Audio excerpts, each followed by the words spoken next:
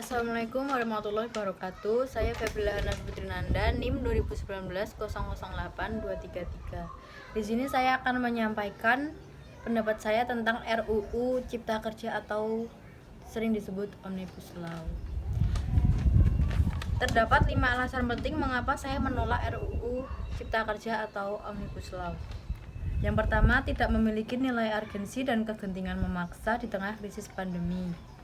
Yang kedua, besarnya implikasi dan perubahan UU sekaligus membuat RUU Cipta Kerja perlu dicermati dengan hati-hati dan lebih mendalam, terutama yang menyangkut kepentingan masyarakat luas. Yang ketiga, berpotensi meminggirkan hak-hak dan kepentingan kaum pekerja di negeri kita. Keempat, mencerminkan bergesernya semangat Pancasila, utamanya sila keadilan sosial, ke arah ekonomi yang terlalu kapitalistik dan terlalu neoliberalistik. Dan terakhir, tidak hanya cacat substansi RUU Cipta Kerja, juga cacat prosedur karena pembahasannya kurang transparan dan kurang akuntabel, serta tidak banyak melibatkan elemen masyarakat, pekerja, dan jaringan civil society.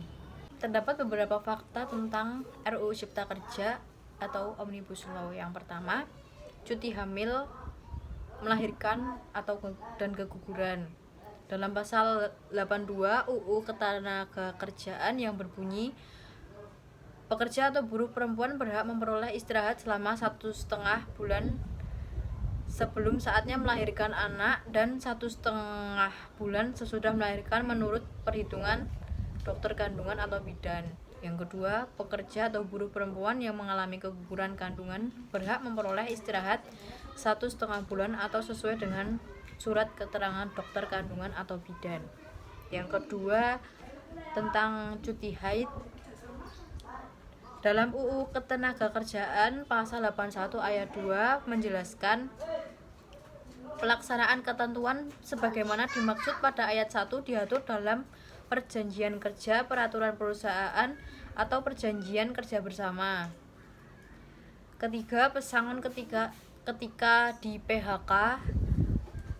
Dalam pasal 156 UU Cipta Kerja berbunyi, dalam hal terjadi pemutusan hubungan kerja, pengusaha wajib membayar uang pesangon dan atau uang penghargaan masa kerja dan uang penggantian hak yang seharusnya diterima.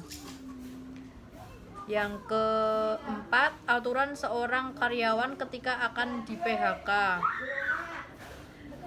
UU Ketenagakerjaan pasal 169 ayat 1 berbunyi, pekerja atau buruh dapat mengajukan permohonan pemutusan hubungan kerja kepada lembaga penyelesaian perselisihan hubungan industrial dalam hal pengusaha melakukan perbuatan sebagai berikut.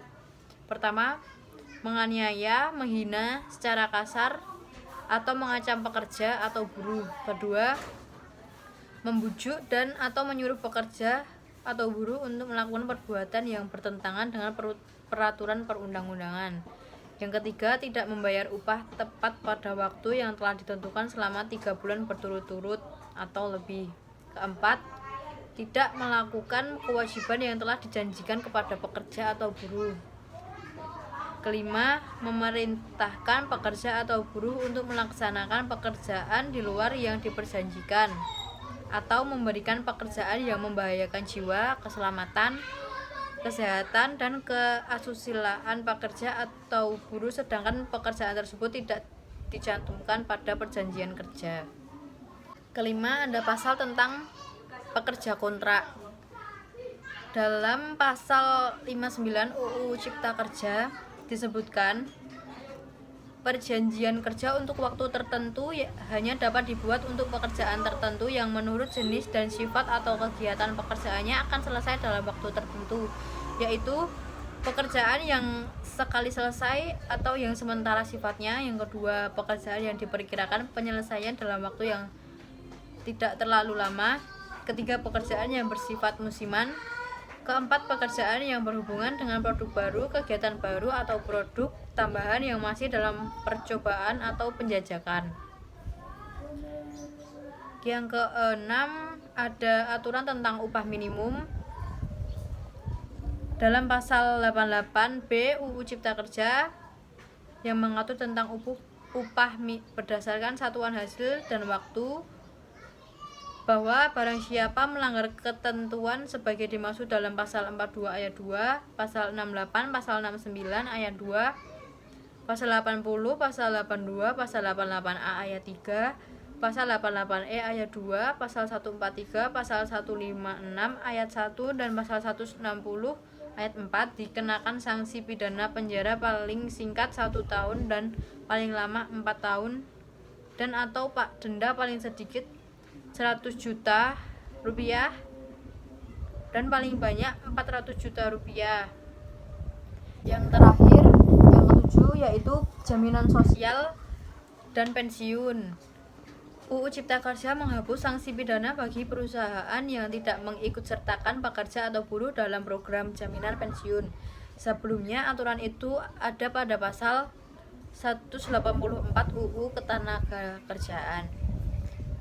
Jaminan pensiun muncul dalam bagian ketiga UU Cipta Kerja tentang jenis program jaminan sosial. Jaminan pensiun sebagai salah satu jenis program jaminan sosial.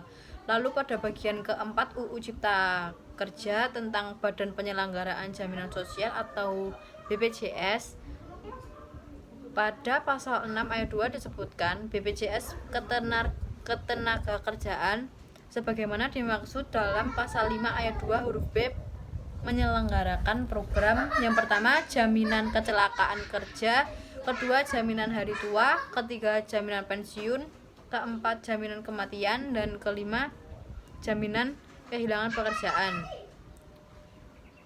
Sekian dari saya, kurang lebihnya mohon maaf. Wassalamualaikum warahmatullahi wabarakatuh.